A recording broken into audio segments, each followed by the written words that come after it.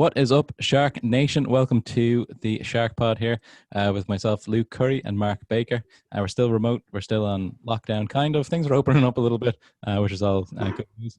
We've got Devan Hughes on the line here, founder and CEO of Buymie, a grocery delivery service that I've used myself for the first time yesterday. They're going to deliver today, and if this is something that we can really get right, it's going to make people's lives so much better. I was just saying to Devan before we started here today that I ordered groceries for the first time online today, and I never want to go and see the inside of a supermarket ever again. I hate lining, especially now. You're lining up in the rain to get in. You're queuing outside and you're queuing inside. Yeah, it's crazy. And then there's all this stuff. So here's another thing that this is going to improve as well. This is just some feedback when I was scrolling through. I can get exactly what I want, and I don't have to be at the whims of whatever the merchandising has been. So there's less pastries in my basket. There's less, 3-for-1 muffins that I'm. The impulse purchase is a little bit less, right? Yeah. So it's and it's something that I get the same stuff every week. Do you know what I mean? It's no reason why I have to go queue up. Anyway, so I'm very excited about this business, and especially right now because of the changes in the way people are shopping generally. It's got to be an uptrend for you. But maybe just would you mind giving the listeners a bit of a background about you and maybe just the business, when it started, and where it is right now? Sure. So I'll give you the overview of the company first, and then tell you how I found myself in this mess. So Buymie is a free to download app across iOS and Android, and it allows consumers to order grocery and household items from large retail partners like Tesco and Lidl today, and have their items delivered store to door in as little as an hour by their very own personal shopper. And so my background is, surprise, surprise, not grocery or technology. Yeah. So I spent the vast majority of my career working in the energy markets, and Buymie is actually my fifth startup. So I've had 4 spectacular failures. Nice. That have gotten me to this point to date. I started working on Buymie actually in 2014, which feels like a lifetime ago now that I say that. I was getting the itch. I'd taken a break after my 4th failure in a row. I decided to get a real job with a company to find out what an actual functioning business looked like. And I spent 2.5 years working in the energy sector in a subsidiary of Glencore, which is one of the largest commodity traders in the world. I was starting to get the itch again to go out and kind of crack out on my own. And I wanted to move into technology. Having never been in the tech sector before, I wanted to get into technology because I knew that I'd be able to scale something faster and cheaper, essentially out of my living room, without massive capex to begin with. Yeah. And I was kind of sick of the energy industry. It requires massive capital investment, wind farms and solar farms and CHP generators, etc. And so I started taking days off work.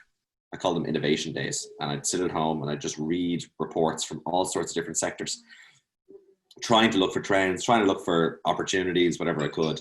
And all my efforts yielded zip in the area of ideas. And then over a pint in the Gingerman pub in Dublin, someone mentioned to me that, did I know that the online grocery market was worth £9 billion across Ireland and the UK, but it was losing £300 million a year. That was the aggregate loss of this enormous market. And I thought to myself, Christ, that's almost as big as a commodity market. The residential electricity market for the UK is £13 billion. I couldn't believe how large it was. I had no idea. And the idea that this enormous market was completely dysfunctional in nature kind of fascinated me. And so I took one of my days and I ended up just reading every grocery report I could find. And sure enough, my friend was correct. It was losing £300 million a year. That was the aggregate losses, all being subsidized by the grocery retail sector. And I essentially just found myself completely obsessed by just how inefficient the distribution network for this model was. My background in energy, I was used to, 1, market analysis, and 2, understanding that the distribution of commodity around a market is done through decentralized shared infrastructures, one gas network, one electricity network. But grocery had built 9 separate distribution networks across the UK and Ireland. You had the Tesco network, Sainsbury's network, et cetera, Cados. And so I realized that actually there was a whole other opportunity here to build something quite different. And Devan, what do you think was really the biggest inefficiency there? Was it just because they had to do all the investment and all the total integration of the whole thing? They tried to own everything. Is that what was just too expensive for them to do that, or where's that? Yes. So the primary issue is that it's vertically integrated, and so I suppose this can very quickly become an economics discussion, and not just a business discussion, because bear me one.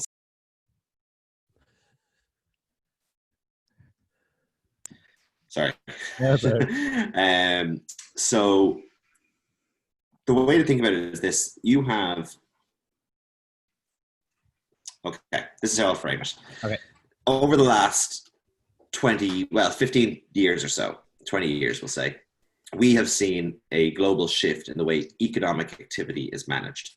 Okay, so we came from an organizational economy of the 20th century, where most economic activity was being managed by large single institutions. So your Tesco's, your Ford Motor Companies, your General Electrics, these big corporations that had, been spun out of the Industrial Revolution. They acted as these aggregators of labor, the aggregators of commercial enterprise, but mostly collected data within their local markets to facilitate, transactions. And what's happened over the last 20 years is that technology, the rise of the internet, but most importantly, the rise of platforms, has created an entirely different economic model, and that is platform economics. And so when you look at the likes of the traditional organizational models, most of these businesses are linear by nature. So they have a certain way and economic structure to them, and most of that is driven by what most people know, which is Boston Consulting's economies of scale curve. So everyone knows this concept, economies of scale. What most people think about economies of scale is that they know that the bigger you get, the lower your costs get, right? That's economies of scale. But actually, most people don't realize that economies of scale is a curve. So for linear businesses, the bigger you get, the lower your costs get. But at a certain point, as a linear business, the curve starts to go back up like this. And no matter how big you get, your costs can, you bottom out. And this is mainly driven by things like marginal cost, competitive strain from other players in the market, etc. And so what's happened with platforms is that now we have data-driven platforms that sit above marketplaces, above industries, not within them. And they collect local economic information in a rapid fashion, and then they process that with high-frequency algorithms to connect stakeholders. And that's essentially what's happening now, right? And so when you look at these kind of retail models, when it came to distribution, they were taking vertically integrated models where they were buying vans, warehouses, building their own network of distribution centers, all trying to do the same thing. When an ultimate fashion is that the only way to actually efficiently distribute commodity around the market is through decentralized networks. That's why we have one shared electricity network, one shared gas network, one road network. These are all all of these shared infrastructures is what retailers use traditionally. But when it came to online, for some reason, they decided no, we have to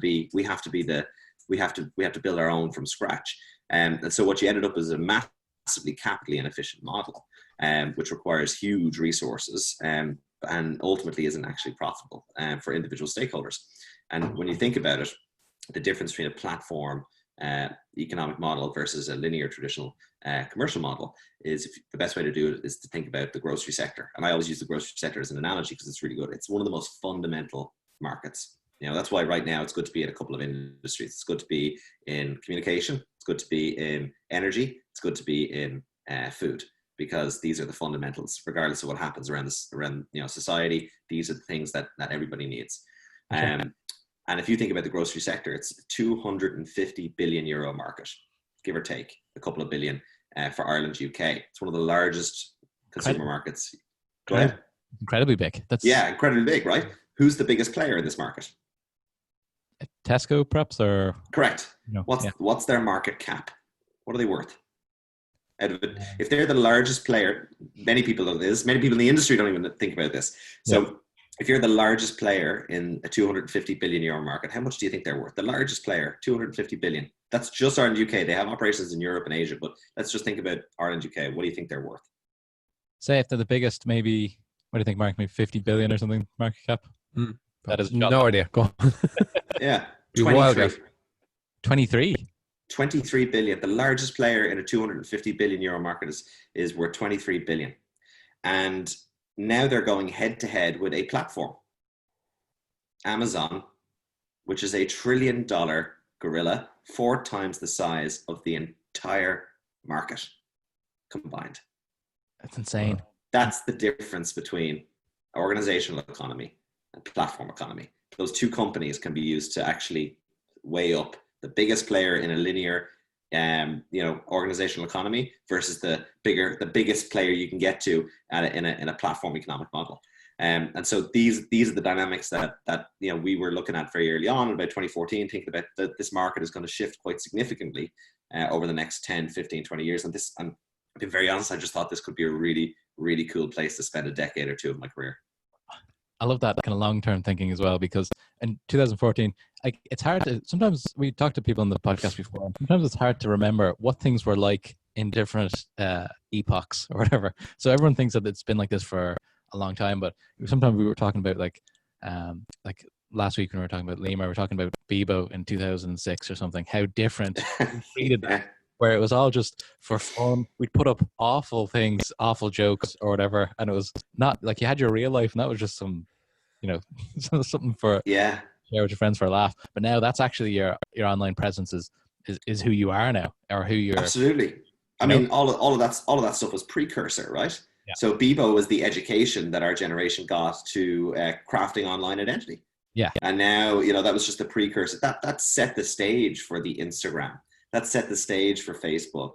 There's a terrific book out there called Modern Monopolies: How to Dominate the 21st Century, talking specifically a lot around platform economics, actually, but it talks around how Friendster and MySpace, where they failed and why Facebook succeeded, but ultimately, how these platforms essentially educated the consumer market and really set the stage. Sometimes being first to market is not always the right play, and a lot of it for us even. A lot of people ask, well, how do you know customers are going to adopt your service? How, is there not going to be a huge amount of education? It's like, well, I mean, consumers have been the blue dot on a map for a variety of services for the past, 5 to 10 years in Ireland, the UK. We have had Halo, we've had Deliveroo, we've had Just Eat. Yeah. We're very used to being that blue dot where everything comes to us. So the education piece actually is not that significant of a crevasse. I think as well, even with the first time using the app, it was very intuitive. It was just you didn't have to teach me how to do anything. I just went on as if I'd always used it. Do you know what I mean? Yeah, Just Eat. Absolutely. Like anything else. I know not in Ireland, but anywhere I went in the world, Uber. I remember thinking, I'm not going to get into a car with a stranger. Do you remember that thought? Actually, I'm like, who's kind of looking after this anyway? But how things change. So my point is that in 5 years, people will, maybe these grocery stores will be maybe half full with people. Why would they go to the grocery store? It makes no sense, right? So this is interesting. I can very quickly be seen as someone who's predicting the end of retail. I actually don't think retail disappears.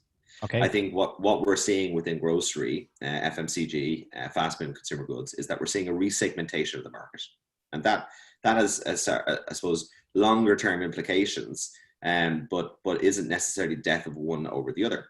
I think ultimately grocery retail is going to continue to evolve into something different. It may not be as big of a primary market, and actually we talk about, we assume people always do these things forever, right? Yeah. The self-service grocery model is 104 years old, right? So the very first self-service supermarket was the Piggly Wiggly in Tennessee, founded by a guy called Clarence Saunders. And that was the first time someone decided to pilot high, sell it low, and let the customer do all the work. Because up until that point, you would go to the baker, the dairy maker, and you would collect all and aggregate your own products, or they'd bag it for you at the desk, and you'd stand at the desk. This was the normal kind of small grocer model.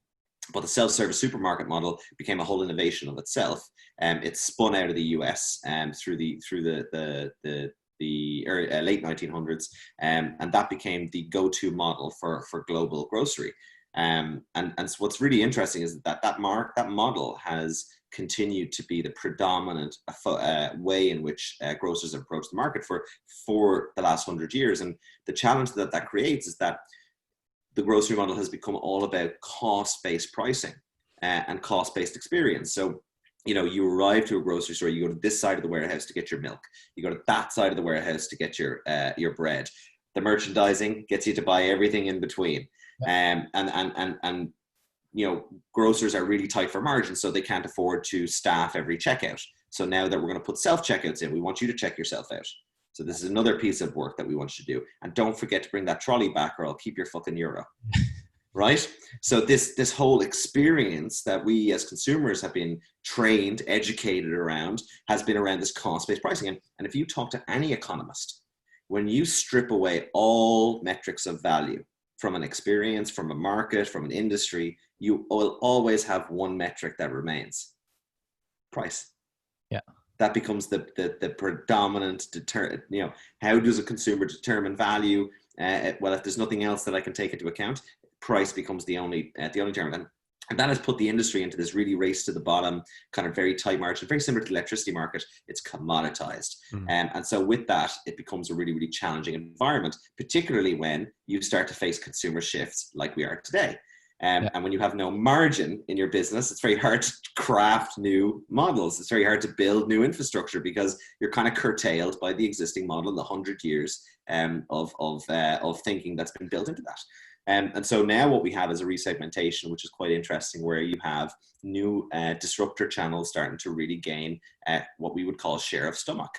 So you have Just Eat, the Deliveroos, making hot food delivery incredibly easily, very convenient, and particularly for younger generation who typically have 2 household incomes, busy projects, kids, creche, all the rest that goes with it. Convenience has become the name of the game. And so you've had the rise of this restaurant hot food delivery space across the world, making it easier to get restaurants. And that ultimately steals money out of grocery. You have meal kit deliveries. We have the HelloFresh, the Gustos, this other option where for people who are a bit more kind of maybe a little bit more specific in their requirements, or like the idea of cooking but hate the idea of the grocery store. As I said earlier on, the average consumer will spend 5.5 days a year trolling the aisles of a grocery store. That's 20% of 20% of your annual leave spent in a supermarket. Sounds pretty awful, but a lot of people are only starting to recognize this time value cost. And so this resegmentation is again creating a new dynamic in the market. And what you'll see grocers start to look is looking to become more experiential. And that's where they'll start to have more craft butchers. I don't know if you guys have been to Dunn stores in Cornell's Court, for example. Yeah. Perfect example of experiential retailing. They have the craft butchers, they have this beautiful cheesemongers, and they've also brought in homeware. They've bought coffee shops. Like, it's all about creating this mini shopping center in a grocery store. I think that retail model will continue to evolve. And I think the online as a channel will mature, and it will segment also, because you'll have 2 types of delivery, and we sit within one channel. We sit within large basket, same day delivery. That's really where our sweet spot is. Of course, our customers can order a couple of days, 7 days in the future, but same day large basket is typically what we do, and it's usually delivered 3 to 4 hours after it's been ordered. Then you'll have the likes of your Uber Eats, your Deliveroo, which will focus on hyper convenience. These are like the Eurospar or the Centra or the Londis of the online delivery market, where you'll have average 28-minute delivery times. And this will be for small baskets, 20, 25 euros, emergency toothbrush, I rip my tights, I need a bottle of wine or something like that. So it's very interesting to think about how this market is starting to shift, primarily based on one technology, the input of platform economics, and also consumer behavior shifts due to re-education. Do you know what I find really interesting as well? That this is all coming at a time where we're kind of reassessing how we buy things as well. A lot of the stuff's going to be online for now, because we can't leave our house, or couldn't leave our house really for the last few weeks. But people say, okay, maybe I don't have to go do this anymore. Like I said, we've been using Just Eat way more than we used to. Do you know what I mean? And yesterday Sure. we tried to order chips, but the chipper that we liked wasn't on that, so we just didn't. We just went somewhere else. Do you know what I mean? Yeah. So it's all changing like that. But one thing I did want to run by you as well. Do you know when you were talking about the kind of the big gorilla Amazon coming into the market and stuff? When you heard that, was that like a light, like a green light for you to say, okay, now people are going to get this? They're almost doing a little bit of the global education on this. They're making this the way the future people So these products. Amazon was still not really doing much. 2014. So give you the timelines of how this kind of market has unfolded and how we found ourselves in this space. 2014, there's still Amazon still wasn't heavy in grocery. They had done Amazon Fresh. They were testing stuff in the US, and they had almost nothing going on in the UK. I quit the energy markets, and I realized I needed to get a job in technology because no CEO, no investor was going to take me seriously as a tech CEO or co-founder with no background in technology. And so I tried to find the best platform business I could go and work for, because I want to understand, one, what a platform company looks like in terms of its infrastructure it's running. Two, I just wanted to build some credibility. So when people ask me what my background is, I had some relevancy, because although I understand that my energy background, market analysis, commodity distribution background is totally relevant, that's a bit of a stretch for a lot of people. It takes too long to explain to an investor. You get a very short window to really connect. So I knew that if I could say, well, I worked for a Fortune 500 technology company, that would tick the box very quickly and get me in the next meeting. So I went and worked for Salesforce for a year to the week. I called it a master's in platform. And so I went there, and by pure fluke, I got placed on their enterprise strategy team, and I got to work in the FMCG and automotive verticals. Nice. And that was just by pure coincidence. Yeah. So I got to spend a year, learning everything there is to know about platform design, architecture, structure, but also got to work with the likes of Unilever and Coca-Cola to understand how platform is transforming their internal operations of their business. During that time, I built a small founding team. We pulled together the MVP, the prototype of the Buymie platform. I raised €100,000 pre-seed capital, friends and family, Enterprise Ireland, and like one angel investor, probably the only angel investor I knew at that stage. And we launched into the market in February 2016. I quit and became my very first grocery delivery person. And for the first 16 to 18 months, I was doing growth. I was a grocery delivery person. That was basically all the business was. That's all it was. It was me and one other guy, Shane, who still works with us today. We were doing the grocery orders.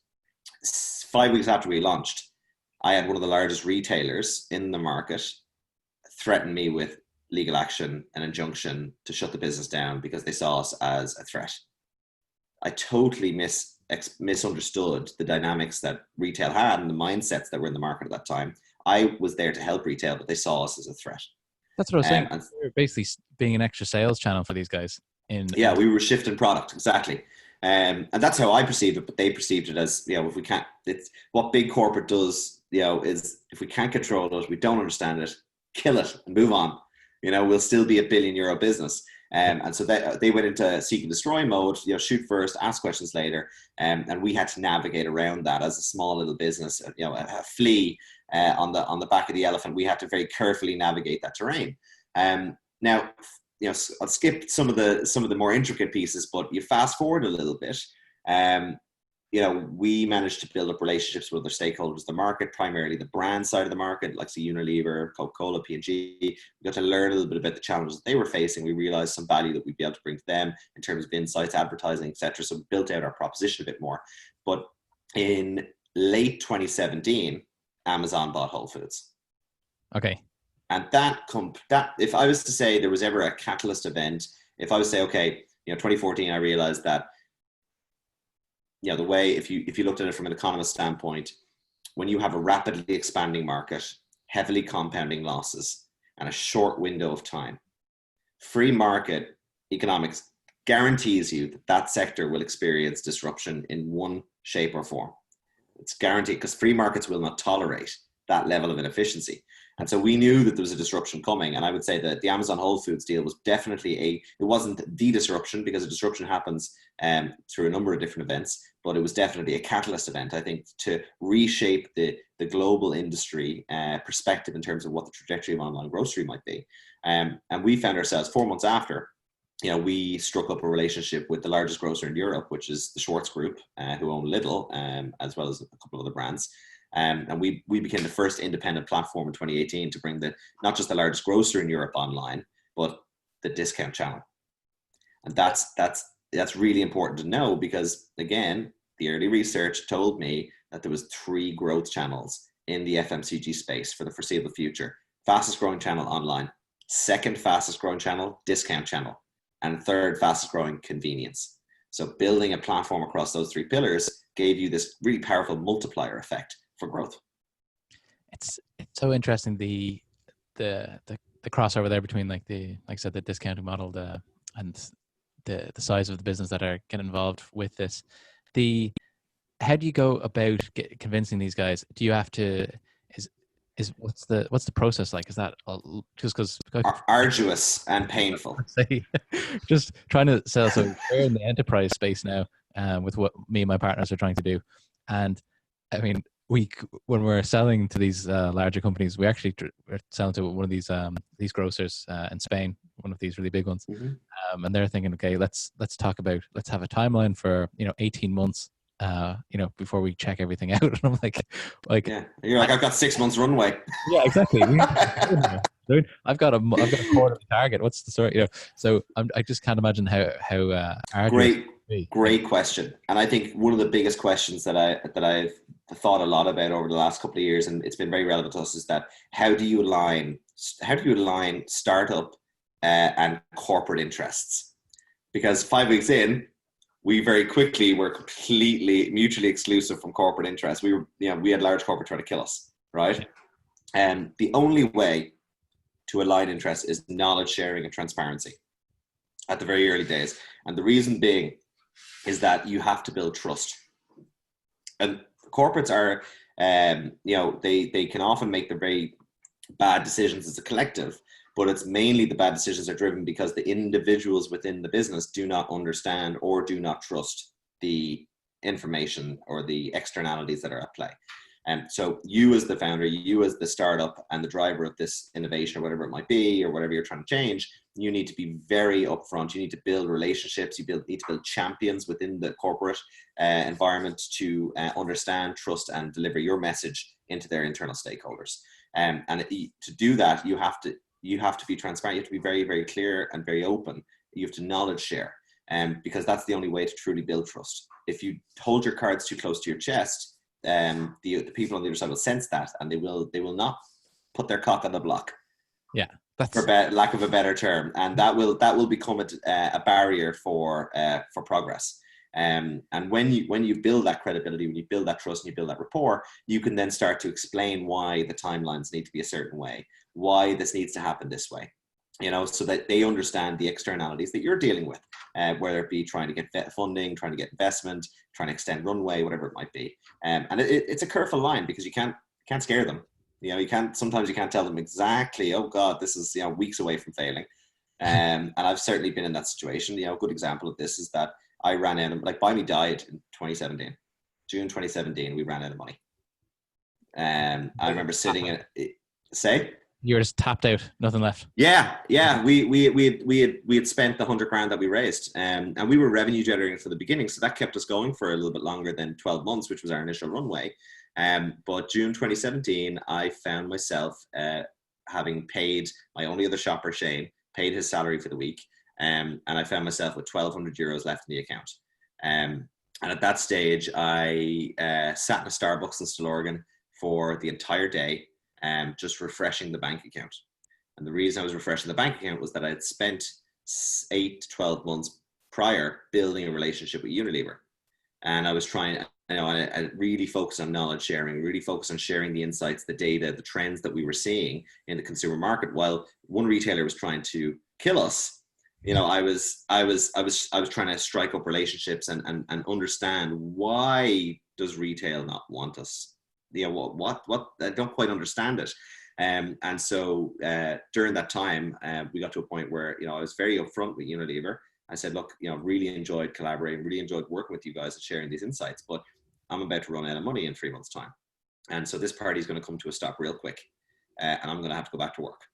And And so after kind of a lot of kind of working it out, they decided to invest 100,000 euros into the company and buy 3% of the business.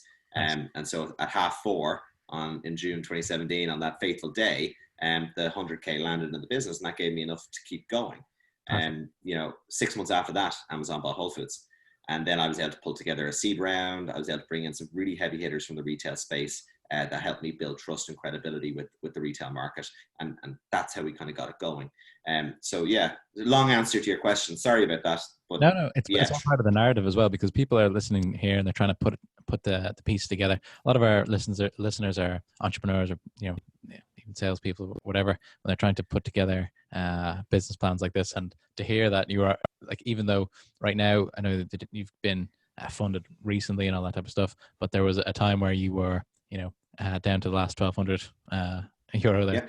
yeah. When it was, what was were you thinking at that stage, maybe this is something that I'll have another crack at another time? Or were you thinking about, were you angry that you spent this year? No, I wasn't angry. Disappointed is probably the better term. But Buymie is my fifth run around, so I'm a little probably I've sat with failure, dealt with them, and moved on in the past. And so staring him in the face again in June 2017 was just like greeting an old friend more than anything else.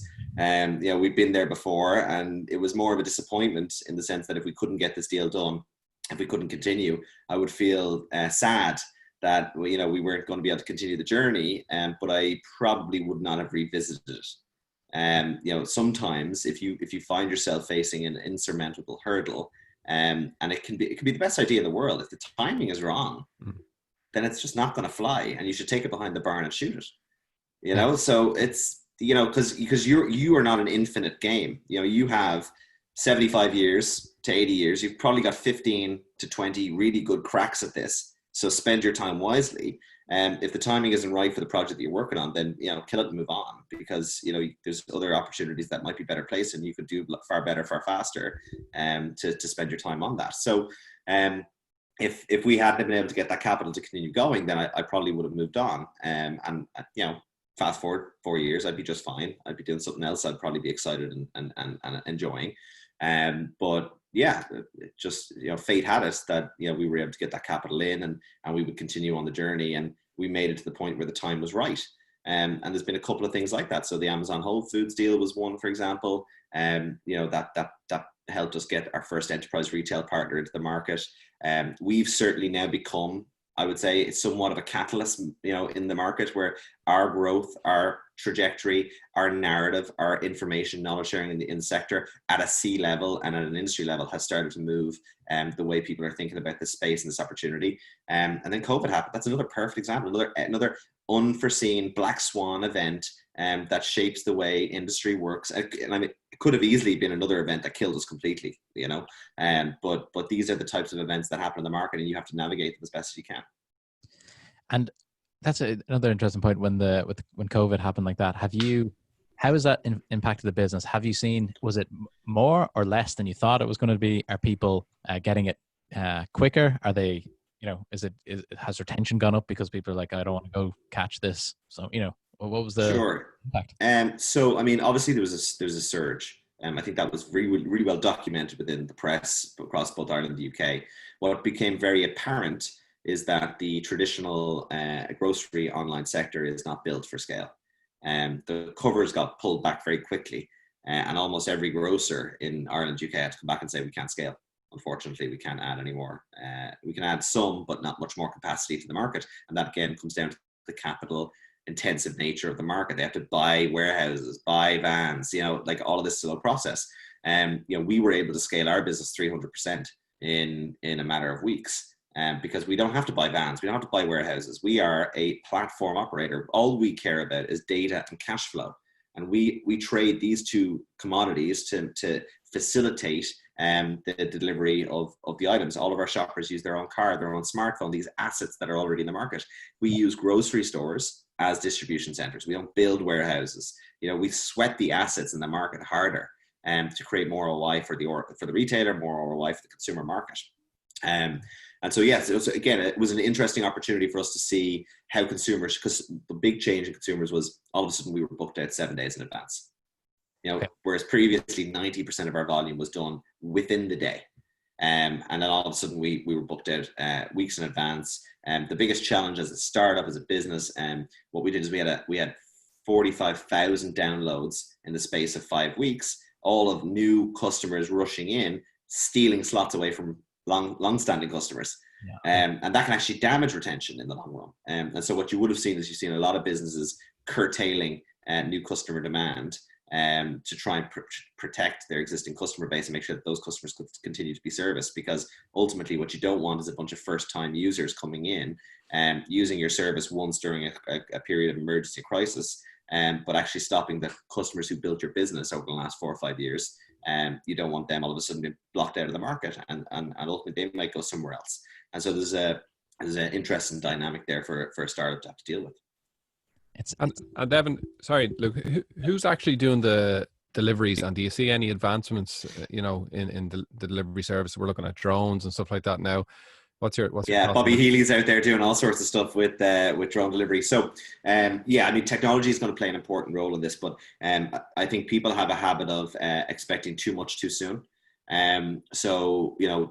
Mana is doing some really cool stuff in the hot food delivery space, but it's still really early doors. Have they done anything with Camille yet? No, I think unfortunately what happened with the COVID crisis was that it kind of created a little bit of a blocker, a time delay. It's not that it won't work; it'll absolutely will work. But it's just this whole process has kind of slowed down the process, and it's because it's still early in its regulation piece. There's still lots to be worked out within the Mana offering. I love what they're doing. I think it is the future for hot food delivery for sure. Within specific areas, I think it won't work in urban zones. You can't fly drones around, buildings and city centers. It'll be great for adding more convenience to more rural areas. That's where it's going to be a real sweet spot, and that's green field as far as food delivery is concerned, because it's the most inefficient area to service. Which is out in the rural communities, because the distances between stores and customers is just enormous. So I think they're going to do really cool stuff there. And remember, for drones, you need a certain thrust weight ratio. So your average hot food delivery is probably going to be 5 kilos. So you're going to have a drone can lift that, and with battery power today, battery technology, you'll be able to do specific distances. Your average grocery order is 15 kilos.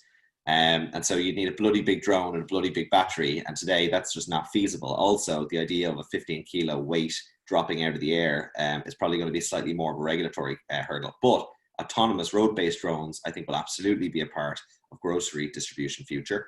But we are significantly far away from having free-form autonomous vehicles on the road that will be able to handle that kind of service. So what I see us at the moment doing is actually building the foundation over the next 5 to 10 years of what's to come, and having the infrastructure that we put in place, which is a data view of the market, shared infrastructure of retailers, shared software infrastructure, technology, data sphere, and ultimately an overarching algorithm that can optimize distribution for the market as a whole.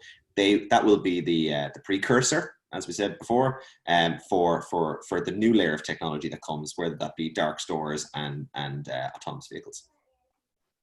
It's so interesting. So, Mark, when we're talking about this, are we talking about being able in a future to say, once this really catches on, and like there's going to be maybe even in the future there might be the majority of people doing their shopping this way, will it be the kind of the sharing economy where there'll be lots of people that are kind of making money on the side, they're doing this part-time on the food deliveries? Because me and Mark are both ex-teenage Chinese food deliveries. when I was using my mom's car to deliver her Peugeot 206 to deliver Chinese, but the whole process was so inefficient because I had to go in like random Chinese and ask them do they need a delivery driver, and then they paid me cash and I had a float. It was mayhem. Yeah. But the point is that where the future is going, where people can kind of use this as an extra piece of income, or are they going to be actual employees? So I think it's interesting. So the gig economy is a global megatrend. And this has again been facilitated by platform economics. Yeah. All of a sudden you have these aggregate platforms that facilitate labor access in a way that's never been done before. And the big challenge you have today is that most of our labor laws were actually written post World War II. Okay. for an organizational economy, right? We wrote these laws. Like if you think back to the Industrial Revolution, right? The first corporates, the Ford Motor Company, the John D. Rockefeller Oils, the Carnegie Steels, there was carnage of a labor market. There was no unions, there was no employee legislation, nothing. It was absolute carnage. You had the Pinkertons, which was a kind of a private law force. This is the early 1900s. Pinkerton law force arriving up and shooting strikers outside factories in the US. Okay, so we're talking about the wild west. And what happened in the 50 to 60 years that followed was that we created employment law structured around the Industrial Revolution and what we saw, which is organizational economy and infrastructure. And then obviously our government and politics and everything's built around that. But that happened in a linear fashion. So organizational economy, if you look at the stock price of, let's say, the top 500 retailers in the US, right? Their growth curve goes like this. Okay, nice linear trajectory. And that's because it's a linear market, right? And what linear is, to explain, is 1, 2, 3, 4, 5, 6, 7, 8, 9, 10. Linear progression, right? Easy to track. Growth in technology is exponential. 1, 2, 4, 8, 16, 30 steps, you're at 1 billion. And so if you look at Amazon's stock price versus the top retailers, it's like this. It's just right. Yeah. And what that means is that for legislative environments which are built around human interaction, lobbying, linear development, understanding, academic research, is all of a sudden you have a commercial, private, and technology-driven industry just completely outpacing the linear world of policy and legislation. And so the knee-jerk reaction from governments is fear. Holy shit, we can't control it. Shoot first, ask questions later. Let's kill this and move on. In actual fact, what we need to do is completely revisit our employee legislation and understand what does it mean to be an employee in the centuries that are to come. Is technology going to change the way in which labor is accessed? Absolutely. Has it changed globally? Absolutely. And so at times we kind of just need to recognize that. There's a bunch of armchair economists out there that will write puff pieces and fear mongering in the media to say that large corporates are trying to decimate the employee base. Actually, most of the time these platforms are being built by humans who have morals and care and want to build great businesses and do good, but a lot of the time it's hindered to act in a specific way for specific employee models that today are completely outdated. And so what we're starting to see now is actually, I think, an opportunity to revisit how labor is accessed and where value is shared across markets. I think that's going to be probably the single biggest discussion that's going to happen, particularly after the back of COVID, is how value is shared across markets and economies, how wealth is distributed, and ultimately what legislation do we need to put in place to be able to facilitate that type? Because it's I think the big part, and now if you look at what came out of Davos recently, sustainability investment is going to be a core of it. I think the CEO of BlackRock, for example, came out and said that sustainability is actually going to be one of the core tenets of how they invest in businesses going forward. Do they have a focus? Do they have a respect? And do they have intent to invest in sustainability? We're not just talking about climate sustainability. We're talking about sustainable capitalism. And I think that's going to be a big part of the discussion going forward. So the answer to your question, which is, do we see being employees, do we see gig workers? I think it's going to be a blend of both. I think you're going to see different parts of the infrastructure, different parts of the supply chain will work really well for what we see as traditional employees today, and other parts will work well for that more flexible income style. I grew up as a contractor as well. I worked for FMCG, driving around doing promotions and handing out cans of Coke and all sorts of stuff in my early years. It worked really well. It worked around my college schedule. But would I get a mortgage on it? Would I build a career off it? Absolutely not. It's for a certain part of my life at a certain time. So I think that's the important way in which people have to kind of look at it. I think I agree with you completely as well, because what we're really trying to do is tap into all that slack capacity that's there, right? So people are they want to say if they might have a career, but they have 3 hours in the evening where they're not doing anything, they might as well be delivering food or whatever. Yeah, absolutely. In Canada, when I worked there for a few years, I found that the ability for companies to turn over staff and everyone to kind of buy into that was great, because it meant that you come in maybe for 6 months, you do a job, you get another great piece of experience on your CV, then they'd let you go. 2 weeks later, you go off to Thailand or something, come back 2 weeks later, you're better off, you have a new job as well. It's all like, there was a great like a dynamic kind of vibe going on in the economy, because people were moving jobs so much that there wasn't the kind of, they have kind of strict laws on labor there, but not like Ireland. Not like it's like you're either an employee or whatever. So I think Contractor. Contractor. So I think that that's probably going to change going forward as well. It has to, with the way things are moving. Yeah, well, I think that, yeah, I mean, we're just getting to a point where it's without actually putting in place new dynamic models of legislation, you're going to have people that slip through the crack, because it's going to work really well for some people, it's going to work really well for some businesses, but there's going to be people that are going to be in the middle of that spectrum that can't get support that they need, and that won't be because platforms don't want to provide it. It'll be because they legally can't. Absolutely. Is there, so just to bring, so let's go, we went from the beginning, we went through the kind of the dip as well. We're waiting for the cash to come in from Unilever, all that type of stuff. Where is the business now over the last couple of months? I know that there's been some investment. Is that coming from somewhere in Ireland? Is it in the UK? Where's the business right now? Yeah, so we, it's funny, because we announced obviously a funding round in about 3 weeks ago.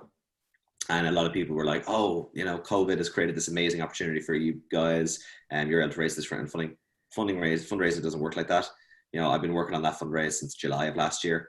And it was work, we had 8 different investors involved. It more or less been structured in November and December, and it just happened to close in Q1 of this year. And in the midst of all of this crisis, a lot of people, it looks like an overnight success, but actually, there was a huge amount of work done in the dark that ultimately got us to that position to be able to do that. Had we not done that work, I don't think we would have been able to close a round of funding as quickly as we did, in the way that we did, or with the level and the quality of investors that we did. So this funding came from, it was led by ACT, which is a really well-known, respected venture capital firm here in Ireland. We also had really great input from Sure Valley Ventures, which is an Irish fund that is a spin out from Shark Capital, which is a UK entity, a large wealth management company. And then we also have really strong investment from our existing shareholders. We have Eamon Quinn, who's our chairman. Scott Weaver's Wright, who's the ex-CEO for Morrisons.com. He runs his own venture vehicle called Hatch Ventures. They've been probably, between Scott and Eamon, they've been our earliest investors. They invested alongside Unilever back in 2017. And they've invested in every round of funding that we've done. And as of this latest round, we've raised about $5.5 million in funding since our inception. So that's quite incredible in that sense. But we've been on a very difficult funding journey. To be very clear, Ireland does not have a consumer business friendly investor market. You have to overachieve to be able to raise capital as a consumer business in the Irish market. And that's because Ireland is a small island. Typically, most of our consumer markets are too small to sustain large consumer venture plays. It just so happened that grocery is a €9 billion market in Ireland alone. And so if you're going to do a consumer play in Ireland that has a chance of working, grocery is not a bad place to be. And so we've done every type of fundraising you can think of. Friends and family, which I believe every entrepreneur should start with a friends and family round. And the reason being, it's the easiest capital to get to because it comes with love. And 2, when you sit in front of a stranger and ask them for their money, being able to show them that you're willing to have an awkward Christmas is a great way to give them a sense that you're committed to this, right? It's easy to lose strangers' money. It's not easy to lose, nanny's money. Yep. Right. 100%. So I raised 25,000 friends and family. I'm not talking like 100,000 euros from your family. If you've got a really rich family, great. I pulled together 25,000, $5,000 of my own money, and 20,000 from probably about 8 or 9 different friends in the first round. Enterprise Ireland is great for pre-seed capital as well. They've invested in us 3 times, upwards of 600,000 now. Wow. And we've also done crowdfunding. So we did a crowd round in 2017 where we raised 180,000 euros from UK, primarily UK investors through Crowdcube. So we've done friends and family, we've done government, we've done corporate, we've done crowd, and now we've done venture. So if there was any channel to try and get capital, I was going to go after it and see if I could do it. And it's been a tremendous experience. I would say everyone should try and understand all the various places in which you can source capital for an early stage venture. And so, yeah, we've now found ourselves, I would say well capitalized. 2019 was a period of extreme growth for us. It was all about scalability. We grew our weekly sales from low 5-digit sales on a month, maybe 25 grand a month, to 7 figures in 12 months. Wow. 7-figure monthly sales. I mean, we grew our weekly volume 2,000% in a year. It just doesn't even sound real, those numbers, right? Exponential growth kind of sounds familiar, right? Platform economics at play. And so it's really interesting now that we've we came out of the gates pretty hot in January. We were growing 18% week on week. Then COVID happened. Boom, we did a week's worth of volume in one day, the day that they closed the schools and the offices. We then had to completely reset our expectations commercially and financially. So we knew that we were going to be in a position of sharp growth, probably faster than we initially anticipated. We were set up for a pretty good year this year, but we knew that we were going to have a big growth challenge for us and that we were going to have to overcome. So, resetting our financial strategy, our funding strategy, and our commercial strategy to go after it. And then closing this round of funding with, some of the best investors in the market and, some of the biggest venture capital firms in Ireland. I feel is certainly given us the support and the stakeholders we need to really make a good go of this. But it's not a guaranteed success, right? We're still a startup. We're still playing in a big world of very large businesses. But we're now working with some of the largest corporates in the world in this space. We're sharing knowledge. We're building innovation. We're transforming supply chain in a very fundamental way. And I think if anyone's going to make a success of it, we've got a bloody good chance of doing it. But we're going to have to continue to grind it out, and that's going to be a big part of the process. And is the focus on Ireland and the UK? Is it, or is it just Ireland right now? Yeah. So we actually just formally announced that we launched in Bristol 2 days ago on Thursday. Nice. So we actually have just signed a partnership with the Co-op, which is top 5 grocery retailer in the UK. That's our second enterprise retail partnership to date, and we've just launched our second city for the first time, which is Bristol in the UK. Why Bristol? Good question. So it's so most people think, why wouldn't you go to London? Well, there's only one London, but there's 15 Bristols. And so if you can make it work in a Bristol, it's far more likely that you can make it work in a Manchester, Leeds, Liverpool, Birmingham, and the rest. London is a noisy and competitive space. And that's something that we feel that, certainly an opportunity for us, and we will be in London. But we wanted to make sure that we launched and learned the market as best as we could before going into what is, a really big, heated market.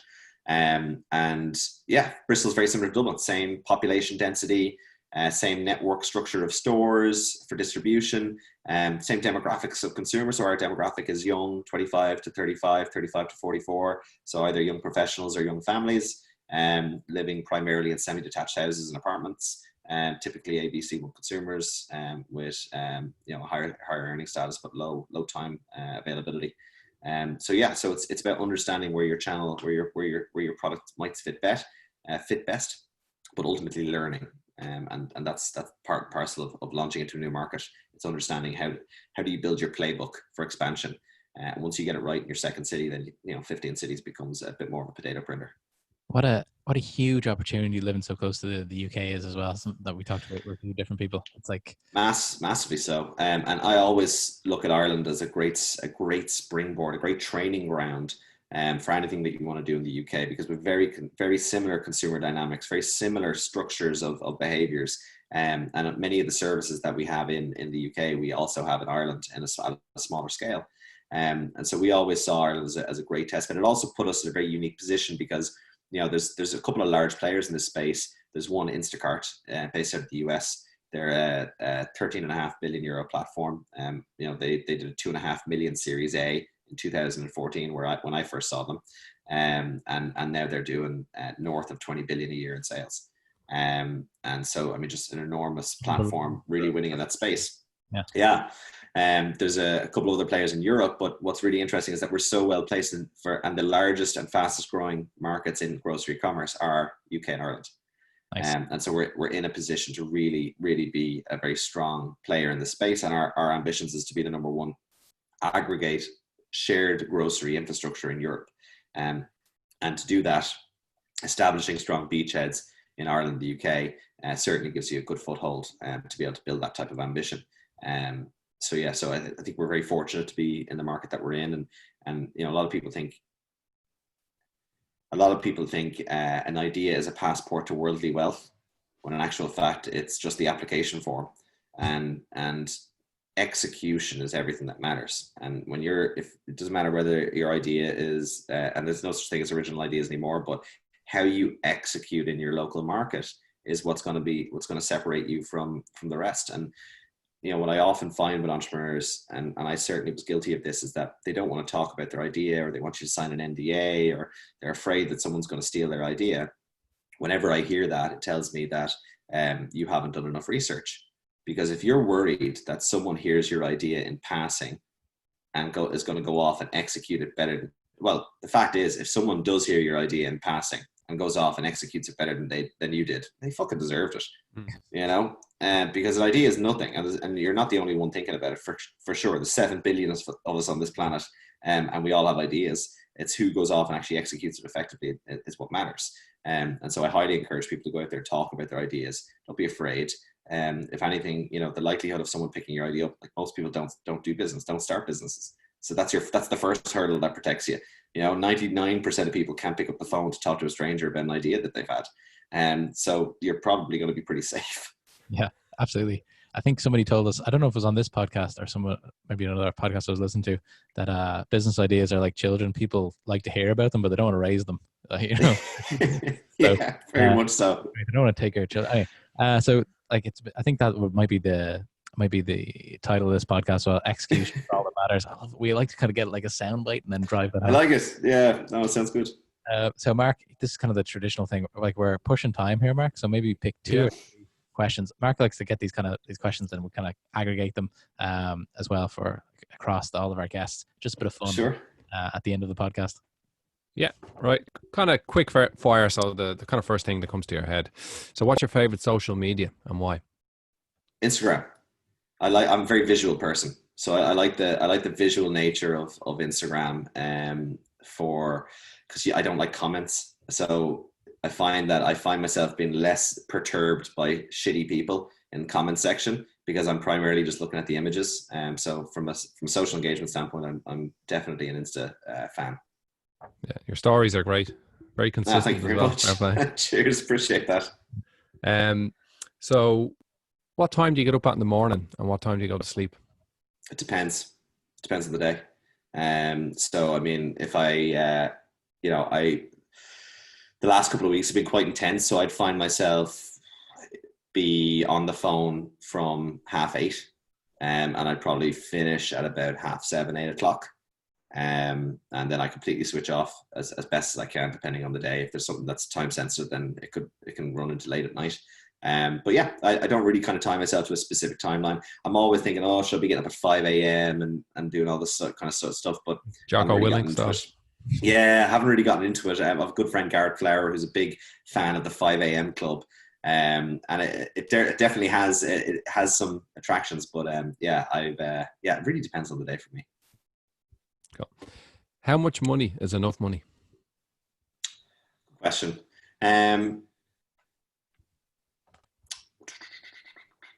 Technically 200 grand in a pension is enough money. If you could put 200 grand into a pension today, you're a guaranteed millionaire at retirement. I like guaranteed. That. Yeah. And a lot of people think, 10 million, 15 million, 20 million, No, 200,000 euros in a pension before you're 35 will guarantee you to be a millionaire at retirement. It's compound interest. Yeah, it's a fact. It's also the most tax efficient way. So, a lot of people ignore pensions, and the problem is that most people don't get pension advice until they're over 35, earning close to six figures. In fact, if you can put after over 30, you can put 15% of your salary into your pension completely tax free. 15% of your gross salary can go into your pension before the tax man gets a sniff of it. And if you can save up 200 grand, if you can get 200k into your pension before you're 40, in between 35 and 40, you're set. So I would say that's probably enough, because that means that you'll never be flipping burgers when you're 60. And that's ultimately the question that you're asking yourself. I don't want to flip burgers when I'm 60. And the burger being the, whatever it is, administration, sitting at a desk, whatever it might be. And so, so that would probably be, for me, that's enough. That doesn't necessarily mean I don't have an ambition for more, but that would be enough. That's a great answer. Yeah, but there's diminishing returns as well after you earn a certain amount of money, happiness wise. The happiness index, right? I mean, I think 75, 80k or something, and it probably depends on where you're living. I don't believe that. In San Francisco, if you're living in San Francisco, I don't think 75k is going to cut the mustard. But there's definitely a relaxing correlation between financial gain and true reward, true happiness. I think money, I think one of the big reasons why I failed in my last couple of businesses was I was primarily driven by financial reward, and it was the idea of just building a business and selling it or whatever it might be. And what I found is with this one, I've become far more missionary, we'll say, than mercenary, because I'm really passionate, really obsessed with just how much trouble this sector is in, and how much it needs kind of, some development and new ideas. So I'm really enjoying that aspect of it. And I like to think that if you're really passionate, really enjoying what you're doing, and actually have a genuine interest in the problems that you're trying to solve, that money should probably be a byproduct. Yeah, I agree. Fully agree. Here's a big one. What do you fear? Oh, great question. Not being able to provide for my family. It's probably the big fear. So, being able to be in a position to provide for my family for the future is probably the main one. But then again, it's probably irrational, because I know I'm reasonably employable. So that's, again, it's most fear is irrational. And most fear is actually what stops people from starting businesses in the first case. It's a fear of failure. It's a fear of what your peers are going to think about you. And sometimes it's the fear of actual, what will I do if I succeed? I have a genuine fear sometimes that if I actually do manage to get to where I want to go in life, in my career, will I be unhappy because I've spent so long chasing that goal? And if I don't have to chase it anymore, who am I? What is that going to mean for my happiness in my life? Am I going to be able to garden? Or will I have this deep sense of something missing because I've kind of programmed myself to be on this journey. Sometimes it's hard to understand how it's going to play out in the long run. But I think being mindful of it and try to enjoy the journey as best as possible is probably the best way you can manage it. Yep. One more. Let's get. Okay, two more, right? Is it who you know or what you know? It's both. It's 100% both. Like, it's definitely not one or the other, because most of the time, the who's who help you are there because of what you've told them. Really, realistically, I've been very lucky. I have stood on the shoulders of some tremendous people who have helped me get to where I am. Mentors, board members, investors. But the only reason that I was able to bring them in on the journey was because of the information that I shared with them, and the research I'd done, and the evidence I was able to present that convinced them that they wanted to come on the journey with me.